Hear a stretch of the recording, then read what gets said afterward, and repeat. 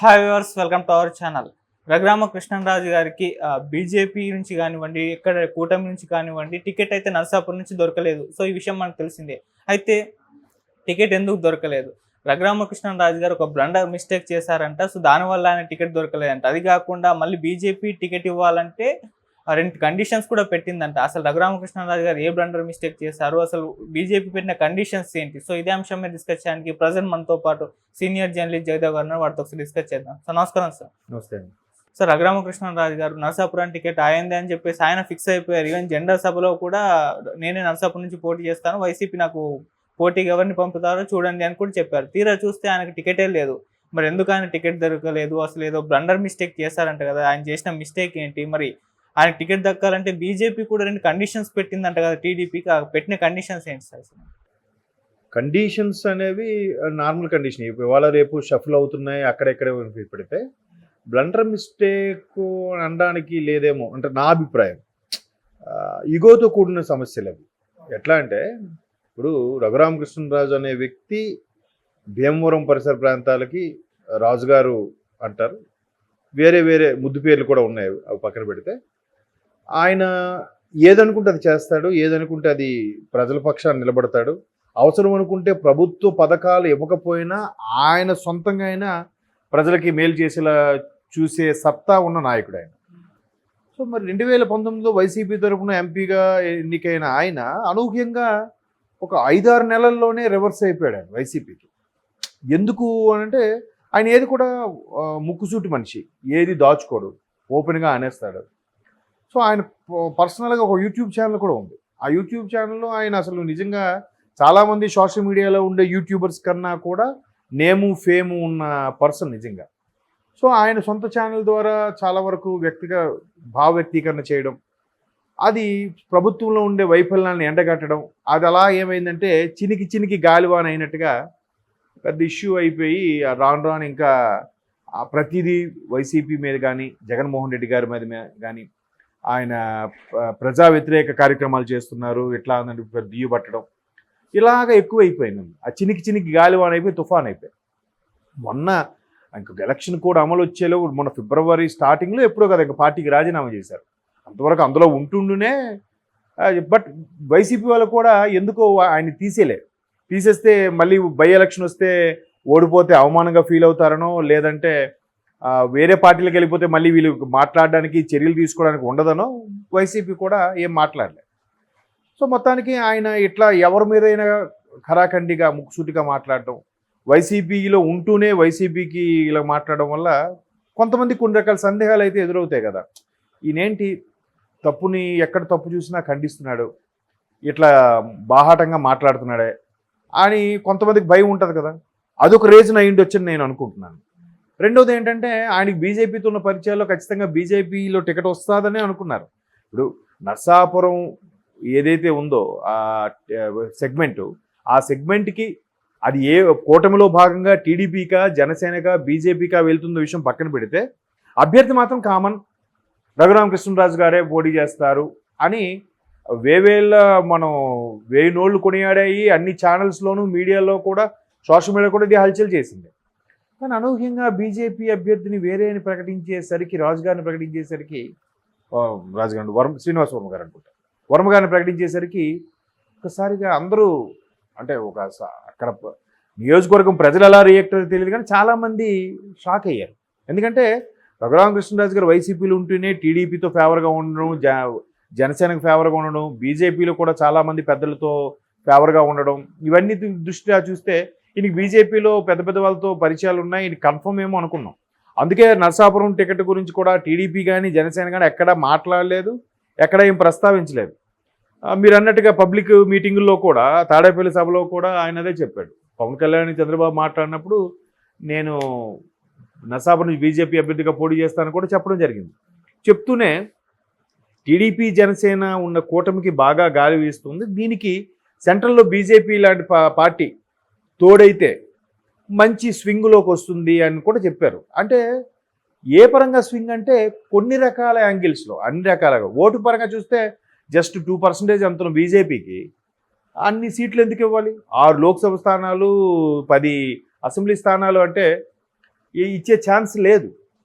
But ఈయన కోరుకున్న విధానం ఏదైతుందో బీజేపీ సపోర్ట్ ఉంటే రేపొద్దు గవర్నమెంట్ వచ్చినా కూడా బాగుంటుందని ఈయన ఓపెన్గా చెప్పడం, ఇట్లాంటి కొన్ని సందర్భాల్లో మాట్లాడుతూ బీజేపీతో పొత్తుంటే బాగుంటుంది, కానీ మరోవైపు బీజేపీతో పొత్తుంటే ఓటింగ్ పర్సంటేజ్ కూడా 2% తగ్గుతుందని కూడా మనం వార్తలో చూసాం. కానీ ఇక్కడ ఈయన అభిప్రాయం ఏంటి, బీజేపీతో పొత్తుంటే సెంట్రల్ పరంగా రేపొద్దు గవర్నమెంట్ వచ్చిన స్పెషల్ స్టేటస్ గురించి కానీ రాష్ట్ర ప్రయోజనాల కోసం ఉపయోగపడుతుందని ఈయన కొన్ని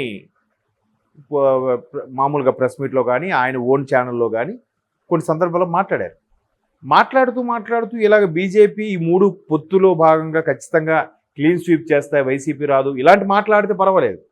కానీ కొన్ని కార్యక్రమాలకి నన్ను గెలిపిస్తే నేనే గారి బీజేపీ ఎంపీగా అయితే టీడీపీ జనసేన కూడా సాధించలేనివి నేను కేంద్రం ఒప్పించి సాధిస్తాను అనే కొన్ని అవి ప్రగల్భాలు అనొచ్చో, లేదంటే ఆయనకి సత్తా ఉంది కాదనట్లేదు.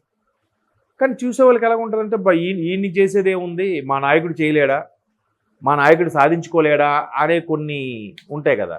సో ఇప్పుడు జనరల్గా చాలామంది విశ్లేషకుల అభిప్రాయము, చాలా వరకు సోషల్ మీడియాలో వస్తున్న కథనాలు ఏంటంటే 70% పూర్తి అయిపోయిన పోలవరంని ఈయన వచ్చాక నేను మోదీ గారితో చెప్పి పూర్తి చేయిస్తాను, నేను మీకు శాంక్షన్ చేపిస్తానని ఆయన పర్సనల్ ఛానల్లో ఎక్కడో ఒక సందర్భంలో మాట్లాడారట.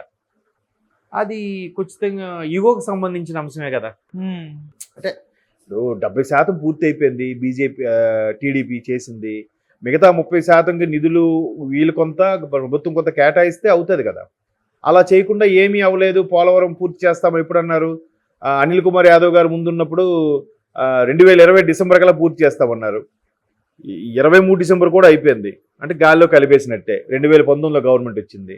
తర్వాత అంబటి రాంబాబు గారు నీటిపారుదల శాఖ మంత్రి అయ్యాడు. ఆయన కూడా నాకేం తెలుసు, ఆయన అడగండి అన్నట్టు మాట్లాడారు. మొత్తానికి చేతులు ఎత్తేశారు. అది 70% వీళ్ళు చేసి 30% పూర్తి చేసి వీళ్ళే రిబ్బన్ కట్ చేసేసి ఉంటే పేరంతా వైసీపీకి వచ్చేదిగా. అది కూడా చేసుకోలేదు వాళ్ళు. సో అలాగా ఉండడం వల్ల ఇప్పుడు ఈయన వచ్చి నేను ఖచ్చితంగా ప్రభుత్వంతో మాట్లాడి సెంట్రల్ గవర్నమెంట్తో మాట్లాడి నిధులు మంజూరు చేసి చేపిస్తానని అనడం, అరే మేము చేసిన దాన్ని నువ్వు మళ్ళీ మాకు చేయించేది ఏంటి అని కూడా ఉంటుంది కదా.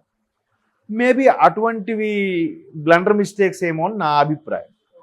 మరొకటి ఏంటంటే వైసీపీలో కూడా ఇలాగే గెలిచిన తర్వాత దుయ్యబట్టారు కదా, రేపు పొద్దున ఇక్కడ కూడా గెలిస్తే ఈయనకి ఏమైనా అవకాశం ఇవ్వకపోతే మా మీద కూడా మా పార్టీల మీద కూడా దుయ్యబడతారేమో అనే భయం కూడా ఉంటుంది కదా. అంటే జనరల్ స్ట్రైట్ ఫార్వర్డ్ పర్సన్, అంత ముక్సూటిగా ఉండే మనిషి అవ్వడం వల్ల ఏమవుతుందంటే వీళ్ళ మీద కూడా అనుమానం వచ్చి ఎవరైనా గిట్టని వాళ్ళు చెప్పడం వల్ల ఏ విధమైన బ్రేక్ పడిందా అనే అపోహలు కూడా ఉన్నాయి, అంతే కదా. ఇప్పుడు బీజేపీ తరఫున కేటాయించిన టికెట్ బీజేపీలో మంచి సంబంధాలు ఉన్నాయనుకున్న రఘురామకృష్ణరాజు గారికి ఖచ్చితంగా సీట్ కేటాయించలేదు. బట్ కండిషన్స్ ఏం పెట్టింది, అవసరం అనుకుంటే వేరే స్థానంలోకి ఎమ్మెల్యేగానే వెళ్ళాలి అని కూడా కండిషన్ పెడుతోంది బీజేపీ. ఈయనకి ఇప్పుడు మొసలికి నీటిలో బలం అన్నట్టుగా ఈ నియోజకవర్గం ఈయనకి బలం. భీమవరం పరిధిలో ఉండే 7 అసెంబ్లీ నియోజకవర్గాలు ఏవైతే ఉన్నాయో అవన్నీ కూడా నేను గెలిపించుకునే సత్తా కూడా నాకుందని కూడా చాలా సందర్భాల్లో ఆయన చెప్పారు ఆయన పర్సనల్ ఛానల్లో కూడా. ఇప్పుడు వేరే దగ్గరికి వెళ్ళి దాన్ని ఇన్ఫ్లుయెన్స్ చేయలేరు కదా, అంతే కదా, ఎంతవరకు చేయగలుగుతారు. బట్ బీజేపీ మేము చెప్పినట్టుగా వినాలి, మేము మీకు ఎంపీ సీట్ ఇస్తే మేము వేరే చెప్పే వాళ్ళకి అక్కడికి వెళ్ళి అసెంబ్లీ స్థానాలు కూడా పోటీ చేయాల్సి ఉంటుంది, మీ అభ్యర్థులుగా రికమెండ్ చేసే వ్యక్తులు కూడా మేము చెప్పిన దగ్గర అసెంబ్లీకి వెళ్ళి పోటీ చేస్తారా, ఇట్లాంటి కొన్ని కండిషన్స్. ఇప్పుడు ఎవరైనా అంతే కదా, పనేంటి నీకెంత నాకంత. ఇంకా రాజకీయాల్లో అది మరీ కొట్టొచ్చినట్టే కనిపిస్తుంది.